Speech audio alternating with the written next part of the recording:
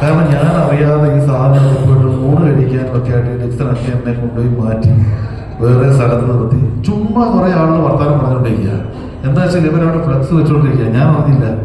അപ്പൊ ഇത് ഒരു കാരണവശാലും ഇത് അങ്ങനെ ആകർഷിക്കുന്ന ഒരാളല്ല ഞാൻ. ഇന്നിത് പറഞ്ഞില്ല, അതാണ് പറഞ്ഞത്. ഇന്നിത് പറഞ്ഞില്ല, സത്യമാണ്. കാരണം ഞാൻ വളരെ ഒതുങ്ങി കൂടി പോകുന്ന ഒരാളാണ്. പക്ഷെ ഇതെന്തോ ഇപ്പൊ വരുമ്പോ അത് തുടരും.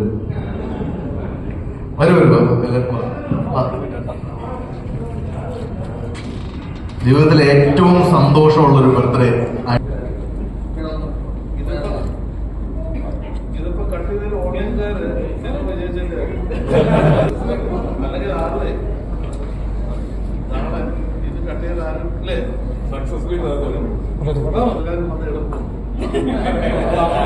എല്ലാരെയും വിളിക്കുന്ന